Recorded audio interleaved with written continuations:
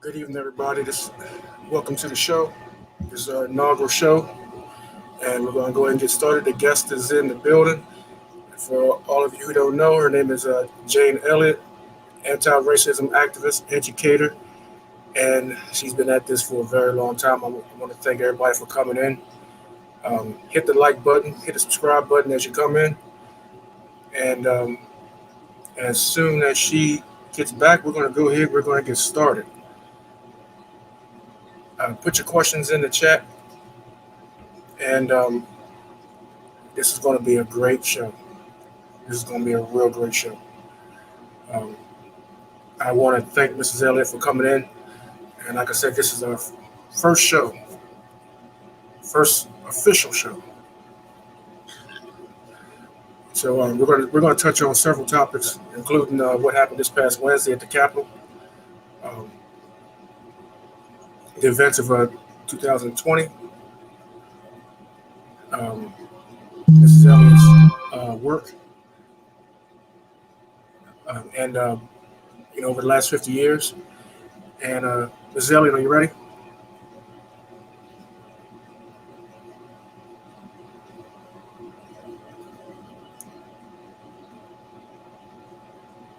Thumbs up if you're ready.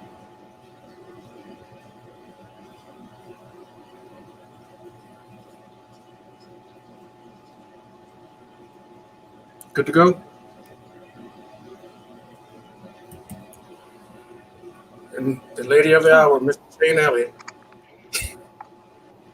I didn't scare you, did I? It's always a shock to see my face. How you doing, man? Wait until you get to my age. It won't be funny. I'm not doing well at all, but let's do this anyway. I'm very happy to have you on the show, ma'am. I appreciate you doing this. Well, I'm very happy to be on your show, but don't call me ma'am. Okay. Is Mrs. Elliott good? I'm old enough. I'm old enough without being called ma'am, okay? You can call me Jane if you want to, but don't call me ma'am. Okay. So, tell us, how did you get into, or what inspired you to do the work that you've been doing for, well, I would say, since the '60s? That you Since 1968, I've been doing an exercise in discrimination based on eye color since 1968. There's an awful lot of noise in this thing. What is it? Do you know? let me turn this down. Is that better? No?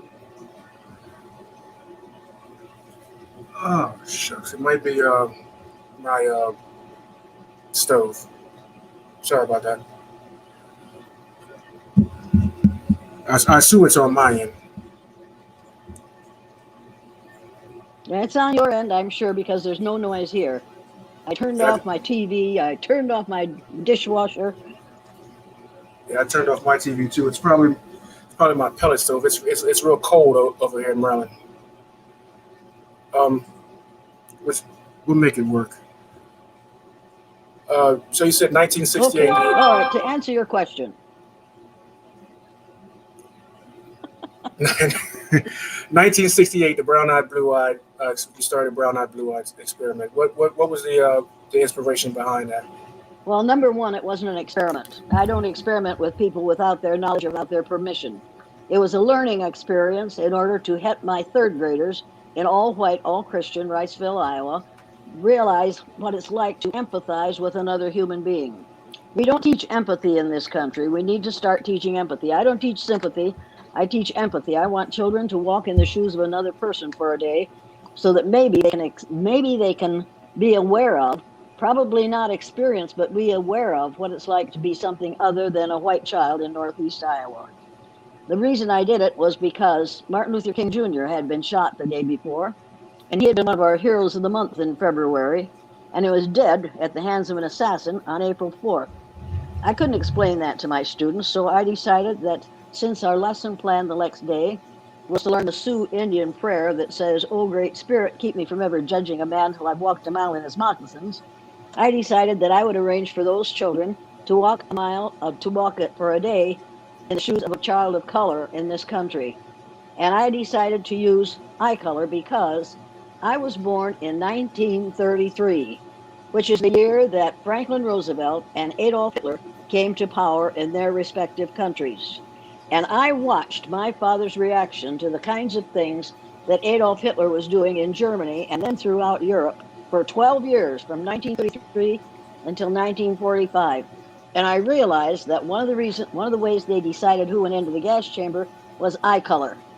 If you had a good German name, but you had brown eyes, they figured you must be a Jewish person who was trying to pass, and they threw you into the gas chamber. That happened during my lifetime. The reason this exercise is important right now is because for the last 4 years, I have watched someone who is Hitlerian act the way Hitler did in this country as our president. People need to realize when they watch the films made in my classroom that what I did with those children is what Hitler did with the Jews in Nazi Germany, and what Mr. Trump, Donosaurus T. Rump, was doing with people of other of groups that he found distasteful, people of color, and as he said, he's going to kick all the Muslims out of the United States. I have two granddaughters who are half Anglo American and half Saudi Arabian. They're not going to be kicked out of the United States, nor are any of their relatives or friends. So this exercise is important for a lot of reasons for me. But the main one was my third graders in Riceville, Iowa, had to find out what it was that Black people were protesting. And interestingly enough, when they protested, they were risking their lives. This past week, we had about 10,000 mostly white males protesting at no risk to life and limb. 5 people were killed. One of them was a policeman in Washington, D.C. The comparisons between those two things are absolutely remarkable. You have to realize that when you watch the film The Eye of the Storm, you are seeing a microcosm of society, and it is copied off what happened in Nazi Germany. Yes, that's what happened Wednesday. Was I mean it was blatant. The way that there was no police presence there to speak of, but when Black Lives Matter marched there, there was a military presence. There were several different agencies from multiple states, and they even Of course, they even cleared out a square just for a photo op. I mean, they were brutalized and all kinds of. I mean, they were treated less than human. Whereas the people that were there on Monday were taking selfies with the police. The police opened the gate and said, "Come on in, take what you absolutely, want." absolutely, they were invited there by our so-called president. Now you have to remember, you compare what those mostly white males did in Washington D.C. in 2000. What is this? 2001, 2021. Compare that to what happened when we had a Million Man March on Washington several years ago. You remember the Million Man March? 1 million Black males came into Washington D.C. Nobody got hurt. There were no riots. There were no arrests. There was no chaos. There was no confusion. They knew what they were there for, and they knew how to get there. They knew what to do when they got there, and they knew how to get out without causing a riot. It was absolutely remarkable. 1 million Black males. And this week, we had what? 10,000, mostly white males, tearing up the Capitol building. This is unacceptable behavior. And they were led by the President of the United States. My former students, I wasn't with them when they watched that, but I'm sure they watched that, and I'm sure that what they said was, how can they get away with that when we remember when we did the exercise. We couldn't have gotten away with this. How can they get away with this? These people are acting the way the Nazis did. And Donald Trump, if you think I'm exaggerating that, then you need to read the book When at Times the Mob is Swayed by Bert Newborn. And you'll find that in his bedside table, in a locked drawer, Donald Trump has the writings of Adolf Hitler, the book, The New World Order. That is the book on which he based his governing philosophies and his governing policies. This is absolutely terrifying. We were on the edge. If he had gotten reelected, we would have lost our democracy. And here's something we have to remember. Black and brown people saved our democracy by not voting him back into office. They came out in remarkable numbers and voted in order to save this country. We owe them a great deal. And, after you told me that about the Hitler book in Donald's possession, it's funny because I came across a comparison between Donald Trump, Idi Amin, Mugabe, and Zuma, all African dictators. Mugabe and Zuma both made the same comments about foreigners coming into the country, about drug dealers and stuff like that, rapists. Idi Amin made the same comments about saying that he had above average intelligence, that God blessed me with a special brain. That all the same things that Trump was saying. And these were all African dictators. Right. But yes, they were all coming from the black community. And so without him even knowing it, he was copying the people that he was vilifying. He vilified black people for 4 years, 6 years, probably 70 years. But he then copied what they had put together in order to do what he did in this country. It is absolutely astounding. I didn't come across that until after you told me about the Hitler thing. And then when I came across that, I was like, she said this. I know it. I say that to people and they say, well, Jane, you're exaggerating. You're blowing this out of proportion. No, I'm not. Those who forget the mistakes of the past are doomed to repeat them. Exactly. People my age remember what happened from 1933 to 1945. People who were born after 1970 have no idea of what the reality of war really is. The war in Afghanistan doesn't touch any of us except if one of our sons or husbands is killed there. Other than that, it doesn't matter to us. We don't even notice that it's happening. But if it's in your backyard, as it was this past week, we're going to find out how that feels because they aren't going to stop. They're coming back on the 17th. They've already promised that, and they'll probably be back during the inauguration events. I hope that Joe Biden gets the National Guard and everybody else he has to out, armed people, to protect the situation for the next week. You shouldn't have to. But we have been led for the last 4 years, we've been led by a person who is an anti-American, who wants to be an emperor. He wants to be an emperor. He has this fixation with dictators. He like Kim Jong-un. Those two sending love letters back and forth. He has this thing with Putin. But while he has this admiration for them, he doesn't have the courage to be one. This is true. He doesn't have the intelligence to be one and to do it and to get away with it. He didn't get away with it. He only got 4 years. Now he's gone. Putin has been there much longer than 4 years, and he's going to be president or whatever he is for life. The person in Korea will be there for life. Or until, and maybe we could send some of Mr. Trump's people down to take him out. And then with Korea, even if Kim Jong-un passed away, then it's probably one of his kids or his sister, but it's going to stay in the family. Yeah, unless there's unless they got invaded. But I remember the first time I came across, the first time I saw you, I was 17 years old. I'm 45 now, but I was 17, and it was on the Oprah Winfrey show. I was watching it with my grandmother, and my grandmother was sitting there. And she goes, "Oh, she's got them riled up now." My grandmother got a kick out of that. My grandmother passed away in '94, but my grandmother got it. She passed away 2 years later, but my grandmother got a kick out of that. And she was stomping on the floor and patting her leg, and she was like, "Oh my gosh, she's got him now. She's got him now." And I never forget that day. I was like, I followed you ever since. Well, somebody sent me a copy of that 1992 Oprah show when those silly white women stood up and said, you made all these broad generalizations about us, and I'm not like that. And, and, I, and that's what I was doing. And while I was watching it yesterday, yes, oh, now get him, Jane. Go for it, Jane. Get him, Jane.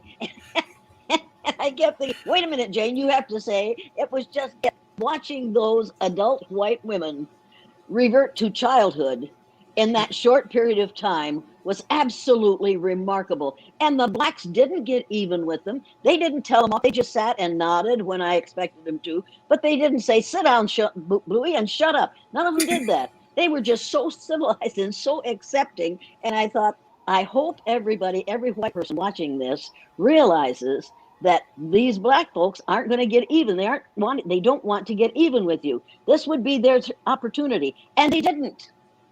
They just went along to get along, but they didn't abuse anyone. And I did a program at University of Houston 2 years ago, and I had every person in this room who considers himself or herself a member of the black race, please stand. Half the audience was black, and these kids stood up, and there was an older white woman, older, she wasn't as old as I am, but she was older than they were, and she said in the third row, if those people get power, aren't they going to want to treat us the way we've treated them? I said, that's what you're afraid of, isn't it? That they're going to want to get even with you. She said, yes, I think they will. I said, well, let's see if they will. Well, every person in this room who considers himself or herself a member of the black race and who wants to get even with all white folks, please stand. 3 young men stood. 3 young black men stood. The rest of them all turned and looked at him like, are you out of your mind? And I said, see, they don't want to get even with all of us. Are you more comfortable now? She said, well, I think I am. I said, however, they don't want to get even with all of us. But let's be honest about this. Well, every person in this room who considers himself or herself a member of the black race and who wants to get even with 1 or 2 white people, please stand. Every one of them leaped to their feet, cheering and laughing and high-fiving one another. And I said to this woman, are you more comfortable now? She said, well, no, I'm not. I said, well, you see, they don't want to get even with all of us. But every one of them wants to get even with 1 or 2. Now, if you want to be all right, if you want to be safe in the future, behave in the present in such a way that they don't want, you want one of the 1 or 2 they want to get even with. Does that make sense to you? And she said, well, I think so. And I said to the audience, does that make sense to you? And then they cheered and yelled and high-fived one another again.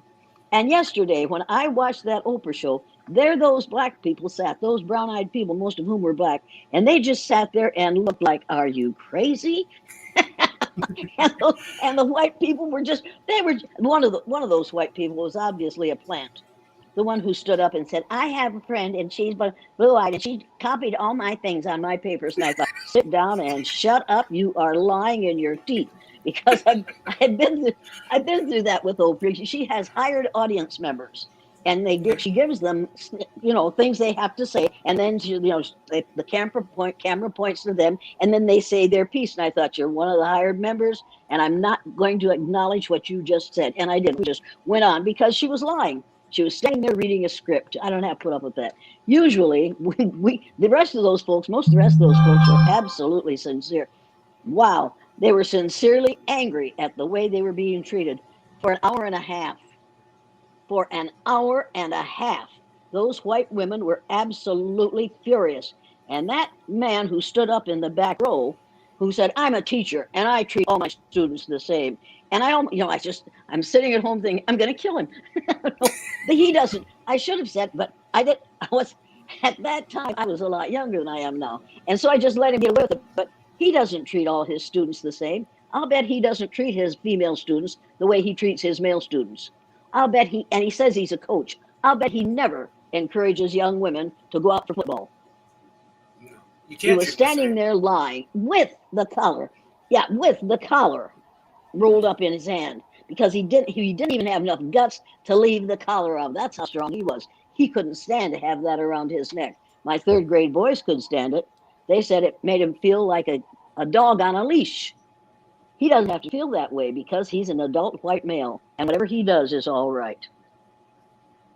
I remember there was one lady that stood up, and this cracked me up. She goes, those blue-eyed people were just so rude. They were loud. They were making all this noise, kind of like how it reminded me of how...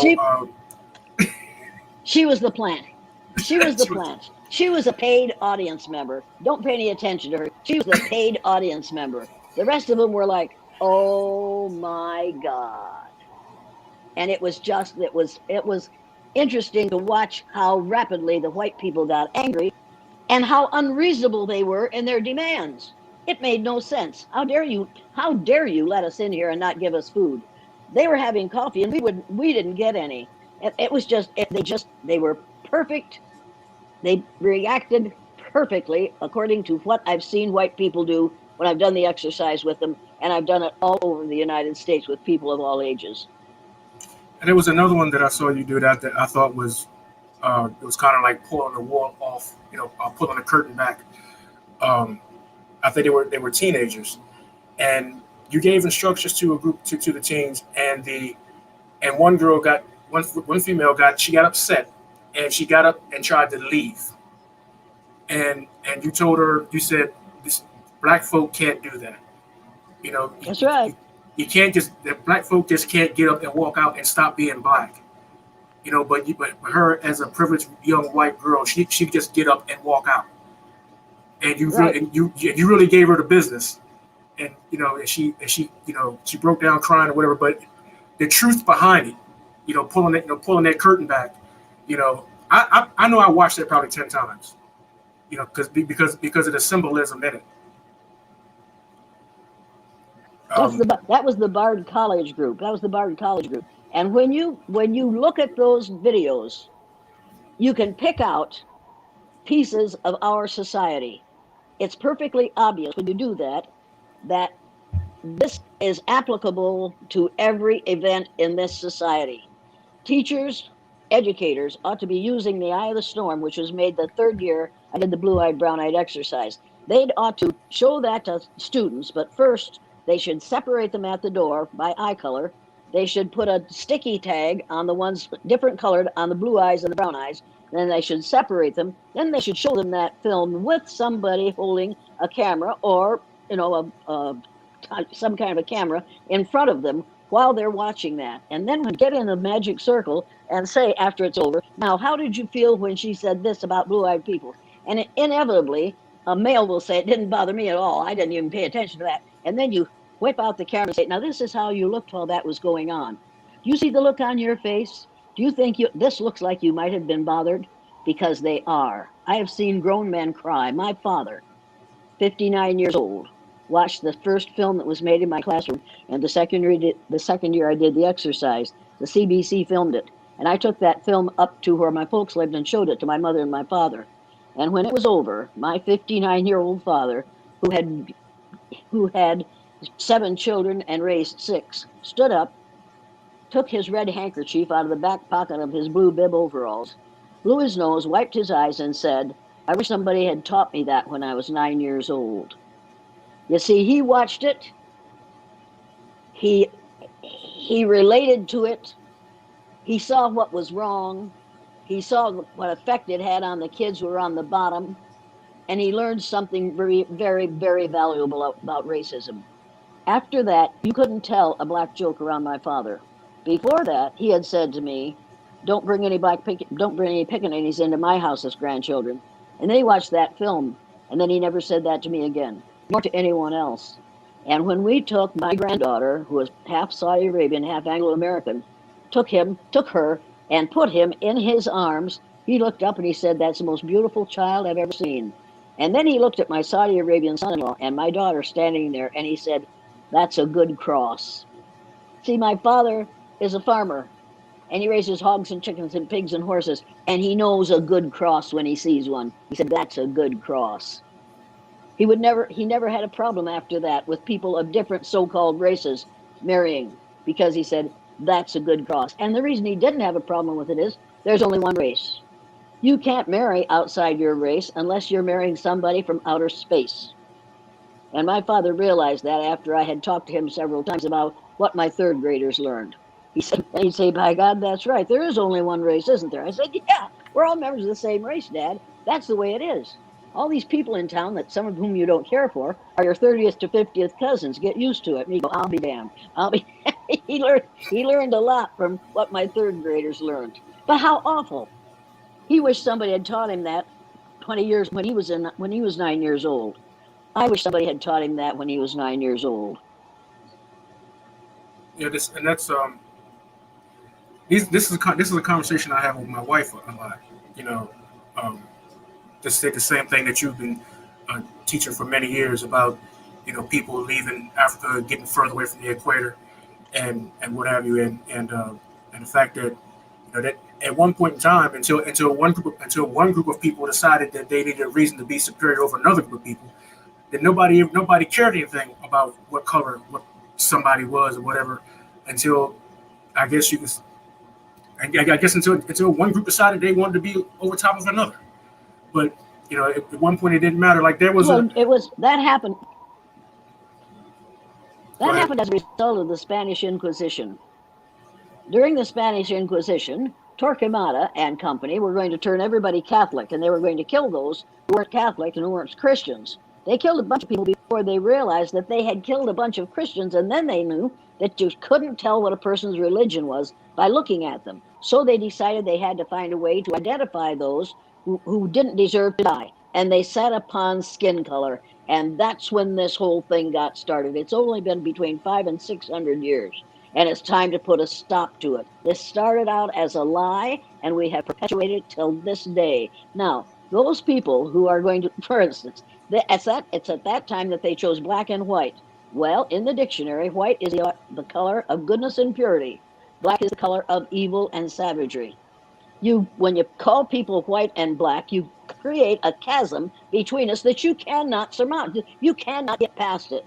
So here we have white, goodness and purity, black, savage and evil. No, we are all shades of brown. Every person on the face of the earth is a shade of brown. I am not white. You can see my shirt. It's white. It isn't as white as it used to be. My hair is white. It's whiter than it used to be. My skin is not. I have brown skin because I am a member of the human race, and my ancestors evolved on this earth between 300,000 and 500,000 years ago, and they were very, very dark brown. The only reason my skin is less brown is because my ancestors moved farther and farther from the equator. And the first people that we call Native Americans in this country also came here from Africa. Every person on the face of the earth, if you would trace your DNA back far enough, you would find that a portion of your DNA comes from a country in Africa. It's time to get over it. There's only one race of people on the face of the earth, and that's the same. You and I are members of the same race, period. There's people out there that just can't get that through their head. They wanna. I'm a member of the Aryan race. I'm this. I'm that. They can't get it through their head. If you tell them that, hey, you No, have they aren't. No, they are. They are just as wrong as they can be. But what you have to realize is that is the way they have been indoctrinated in the United States of America. What we call education in this country is, in fact, indoctrination. I'm an educator. The word educator comes from the root ductus, which means lead, the prefix e, which means out, the suffix ate, which means the act of, and the suffix or, which means one who does. An educator is one who is engaged in the act of leading people out of ignorance. You can't do that if you continue to teach that Columbus discovered America. You can't discover a place where people are already living. They discovered it before you got there. This continent was discovered by very dark-skinned people from Africa, from a country in Africa. It's time to admit that and to enjoy it and to appreciate it. And remember that when you watch what happened with the Million Man March and there was no problem, and then what happened this last week with all those white folks who created an absolute disaster. Compare those two things and see which of those groups you think showed the most civil behavior. the Million Man March, and the organizer of that. If you say his name on some platforms, you get a strike. I And the only way I can say his name is Donosaurus T. Rump because he thinks like a dinosaur. T Rex. He has a face that looks like a rump, and we won't go any farther from that. I meant the organizer of the Million Man March, the minister, What? the organizer of the Million Man March, the minister. You can barely even say his name, or you get they come down on you. Isn't that unfortunate? Because what those million black men did gave us all a model to admire. For the love of heaven, they took their sons, put them on their shoulders, took buses and airplanes and cars, and went into Washington, D.C. And there they were, some of those men with their children on their shoulders, their sons on their shoulders, watching this fantastic spectacle, this civil spectacle. It was absolutely beautiful. And then here we have the white man's march on Washington. It's totally different, and nothing to be proud of, and nothing you would want your son to see if you were a civil human being. But a whole lot of those guys are going to be in jail, and I doubt very much that they'll take their children with them to admire their father in jail or in prison. It's where they belong. Yeah. We got a question from the chat. The Jewish rites of passage. A viewer wants to know what you think of that. I'm not familiar with the Jewish rites of passage, quite frankly. You want to explain the Jewish rites of passage to me? DB, put in the chat. Explain. Give explanation of it. I don't know much about it either. So, Mrs. Elliott, what do you expect from the Biden administration, the incoming administration? What do you? From the Biden administration? Yes. Yeah, I expect him to be more civil. I expect him to be more logical. I expect him to have one horrible job cleaning up the mess that's been made. I expect him to go back and reinstate all the stuff that Barack Obama had put in place and which Dinosaurus T. Rump took out of place because it was put in place by Barack Obama. I expect Joe Biden to act like a man instead of a boy grown tall. And I expect him to use the three rights and to personify the three rights of rights, respect, and responsibility in how he behaves and how he treats people. And until we start teaching those three R's in schools in this country, we're going to have people who will follow somebody like Dinosaurus T. Rump. I think Joe Biden knows about rights, respect, and responsibility, and he learned a lot of what he knows from Barack Obama and from being in the government for over 40 years. The man knows what he's doing, and he saw what Dinosaurus T. Rump was doing, and he disapproved of it. And he saw what the Republicans were doing, and he disapproved of it, but he had to keep his mouth shut. He doesn't have to keep his mouth shut anymore, and I think you're going to see some good things, really good things happen in the next 4 years. But it is going to be like pulling teeth, because we have that 70 million people who voted for a monster. So we're going to have to deal with those 70 million people. However, right now they are saying it's our fault we got in trouble because Mr. Trump said he had a grand plan. We went in there thinking there was a plan for how we were going to be treated and what we were going to do. He didn't have a plan. It's our fault we got in trouble. We didn't start that. So what they're doing is, it's like a laugh-in when they said, the devil made me do it. Now that's what these fools are saying. The devil made me do it. They had a choice as to whether or not to go in there, and they had a choice when they saw what was going on to leave. They chose not to leave. They chose to cheer on the people who were doing that. I think you'll have trouble getting away with that when Joe Biden is president. Speaking of Obama, what did you think of Obama's 8 years? I thought if Obama had had 8 years, it would be different. He didn't. He didn't have 8 days because Mitch McConnell was determined, and he said, this man will never get elected. He got elected. Then he said he will never be successful. He was successful. Then he said he'll never get reelected. He got reelected. He'll never get away with this. He kept Barack Obama from doing some really good things. Barack Obama had to issue something other than what would go through the Senate in order to get things done. That was most unfortunate. He could have been an extremely successful person had he not had a blatant racist as the person who had the power to keep him from succeeding. And that's exactly what he did. It's going to be different this time because Mr. McConnell is going to be back where he belongs, hopefully. That's one thing I could never understand. Mitch McConnell comes from one of the poorest states. They put in the least amount of money into the government coffers, but take out nearly just about the most amount of money. They have I believe they have the most amount of welfare recipients. But this guy does the most obstruction. Every time there's something good coming down the pipeline and you hear about it being blocked or stopped, it's got Mitch McConnell's name written all over it. I don't understand this guy. But Mitch McConnell is good for the rest of us because he is a perfect picture of how not to be, how not to govern, how not to behave, how not to treat people. He is a perfect person to use as an example of the wrongness and the uncivility of some of our people. He is a perfect example of the powerful white male. You don't have to have a lot of brains if you have enough money.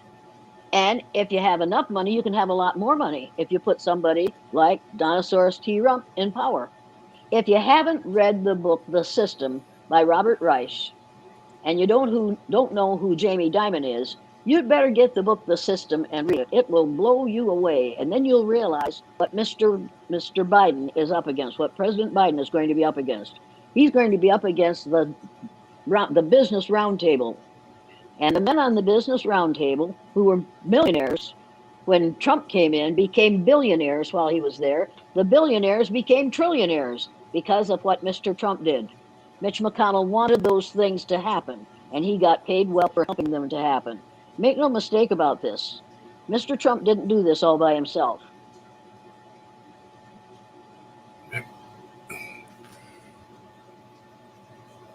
So, Mrs. Elliott, what plans do you have going forward for 2021? What can we expect from you? Where we're going to see you next? Well, I'd like to get back on the road instead of having to do this from my house. I would like to get out there and be in person with people. I would like to watch how people react to what I say. I would like to see the differences that happen in an audience while I'm talking. I'd like for this to be in person, but I'm not going to do it as long as COVID is out there, and it's going to be out there for a very long time. I don't see any way that I can stop doing what I do. If I thought that now our problems are over, when Barack Obama got elected, I thought, there, people have learned. I can I can stop doing this work. I was wrong. I didn't think that we had a really ugly underbelly of ugliness in this country of people who believe in the lie of white superiority. I didn't realize how determined they were to get even with having a black man in the White House for 8 years.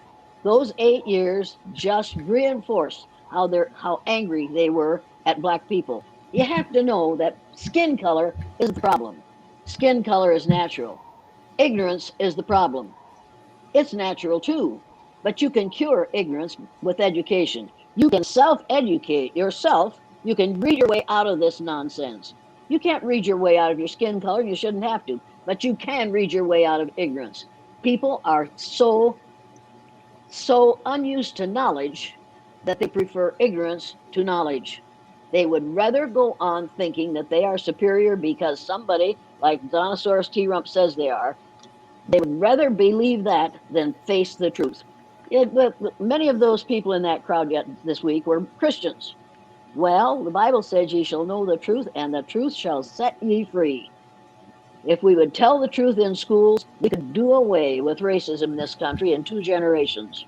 I don't have a doubt in my mind but what we could do that. If we could stop teaching racism and teach the truth, we could do away with racism. Racism is a learned response. You aren't born a racist. There is no gene for racism.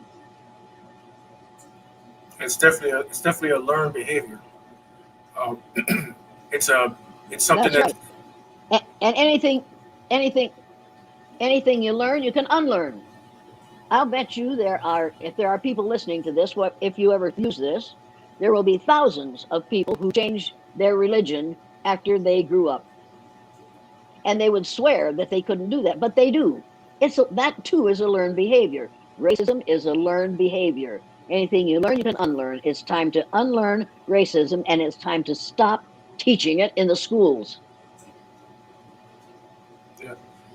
Um, I have a surprise. I have a special guest that I wanted to come through and surprise you. He's figuring out how to work his camera on this app, and Has he figured out how to take this noise out? I'm trying. Well, I don't. I would think I would hear it, but I'll fix it on the. I'll edit it out.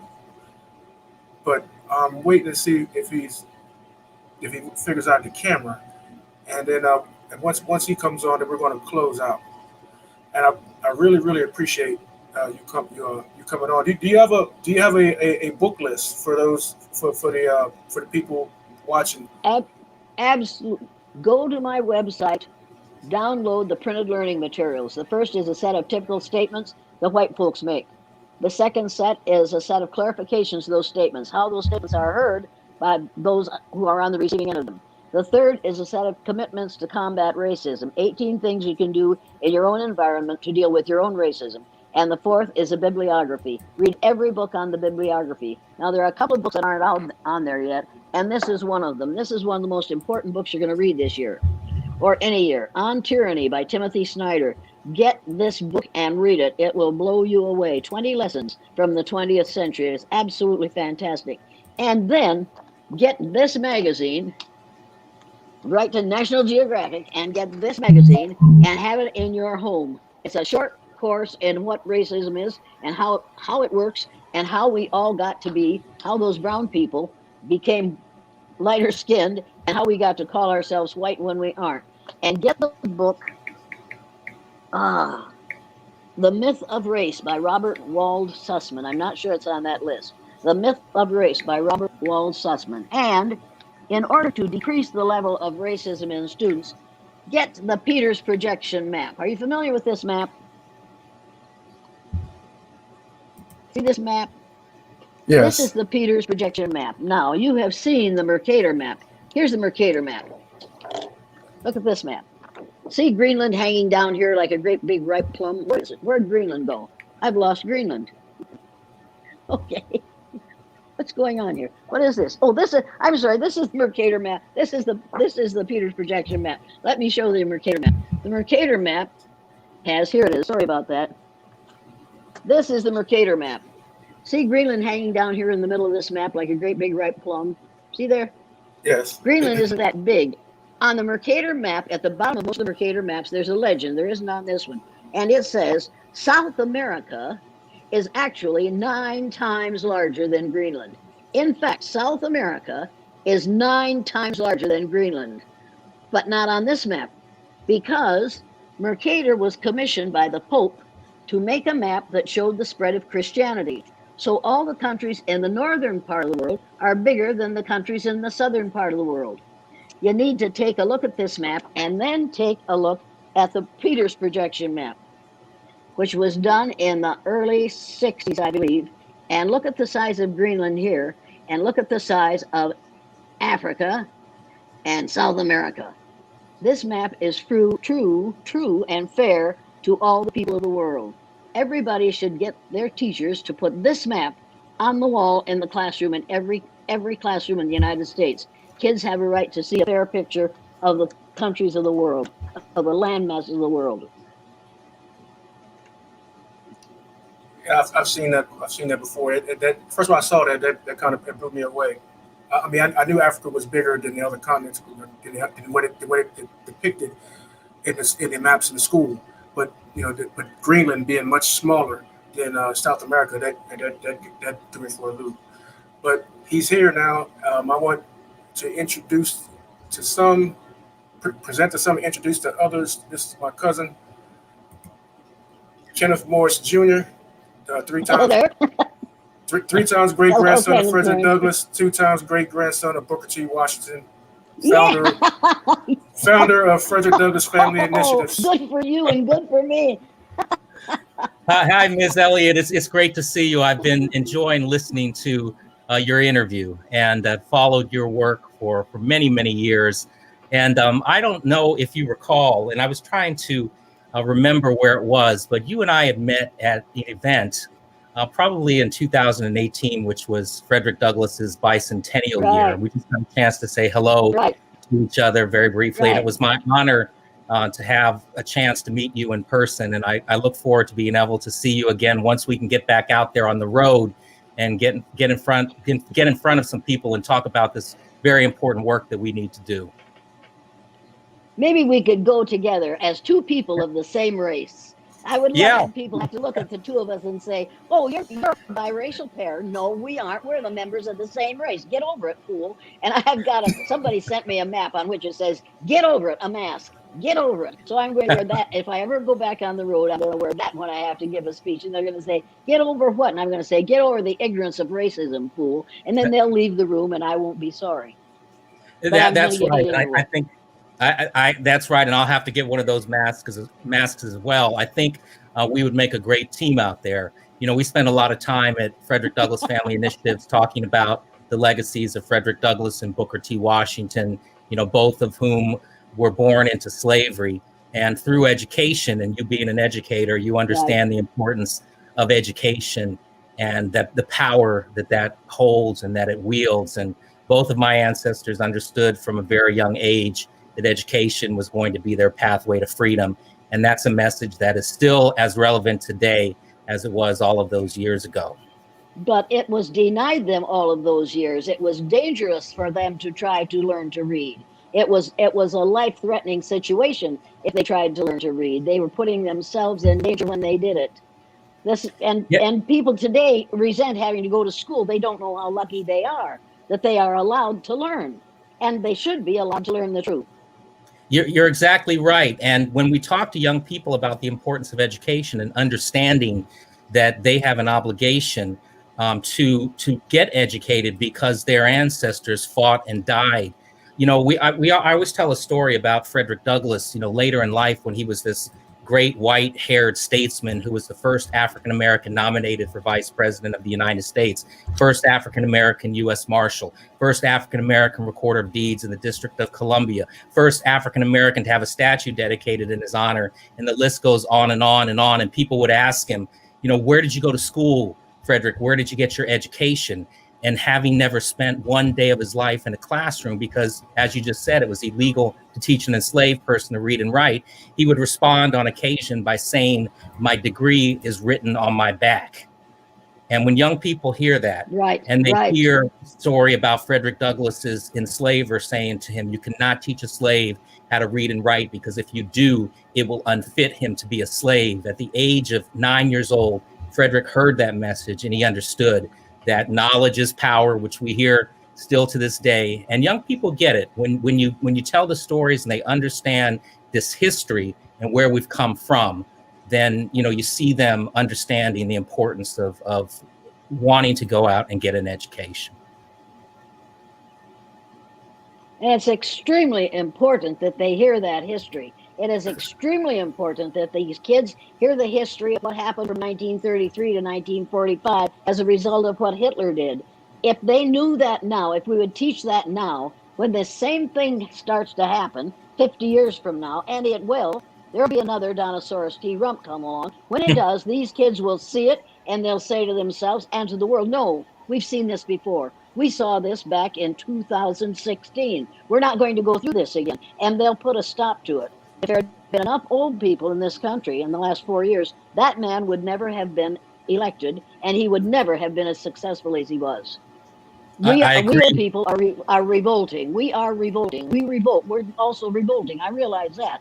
And many young people find us revolting. But we need to revolt. We need to stand up and say, "No, we won't take this. We've seen this before. We know what happens to the people who go through this. It's not going to happen again." And that's what we should have done. 100%. And it's good to see that you have not lost any passion or fire. You're still as fiery as ever. And as Frederick Douglass once said, he said, agitate, agitate, agitate. And I can see that you're still out there agitating and shaking things up. So it's wonderful to see you and to know that you're still doing this very important work. And, it's my honor to be able to say hello to you this evening. I'm not doing it because I want to. Good point. I wish I didn't have to. I wish this was all unnecessary. I wish that what I had done is done, and now I can go home and be like everybody else my age and play bridge and go bowling and do the things and travel and do the things ordinary people my age do.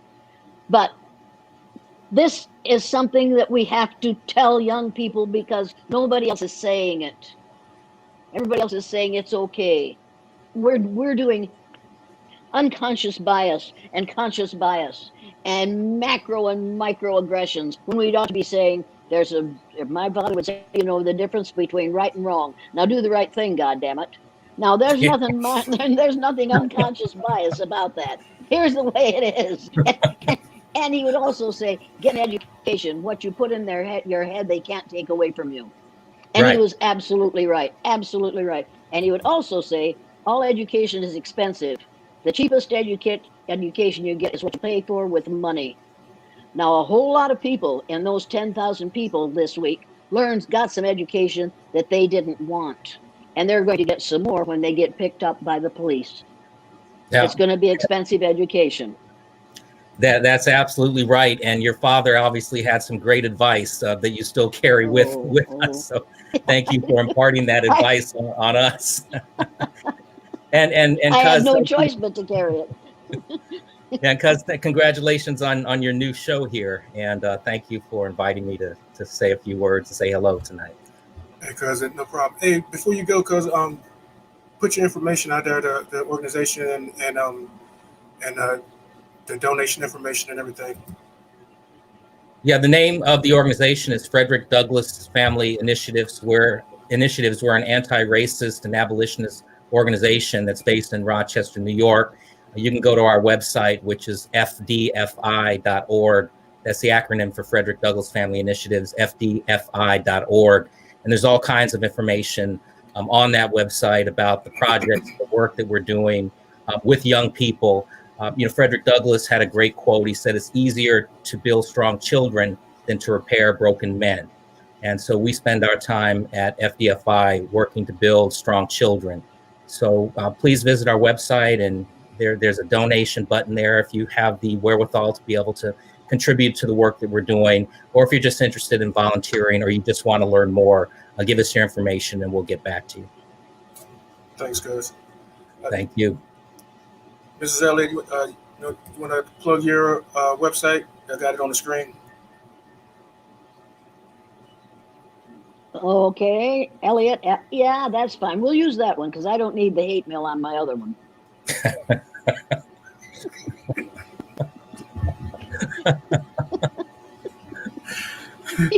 Look, if you're gonna send me hate mail, at least know how to spell and how to punctuate. And capitalization is important too. And so I just don't want that on the website that civilized people send things on. Sorry about that. Yeah. At least if you're going to be critical, at least be able to spell, right? Yeah. At least be able. If you're going to be critical, be able to spell critical, fool. And fool is not F-U-L-L.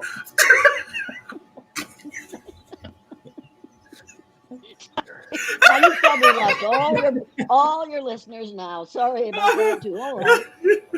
Oh my God. Your God has nothing to do with this. Believe me. Oh, I appreciate you. I appreciate both of y'all for coming on. Thanks. Okay. I needed that one. I think we all needed it. It's been nice being with you. Yeah. All right. Oh, take care, Ms. Elliott. Are we done now? Yeah. You too. Take very good care. Thank you. All right. I will. Good night, everybody. Thanks to everybody for tuning in. So I see y'all tomorrow night. I'll have the mother of Daniel Elliott, the young man that was killed out in Jackson, Mississippi last month. She's going to speak out tomorrow night for the first time. That's at 8 o'clock tomorrow night, Eastern Standard Time. So I'll see you all tomorrow night. Thanks, everybody. Thank you, Mrs. Elliott. Thanks, girls. Thanks. Take care. Good night. Thank you. Nice to meet you again. Good night. Yes. I'm going to. This is not funny. Stop that. That's not funny. This is serious business. Well, Good night. okay. Turn me off. All right. Okay.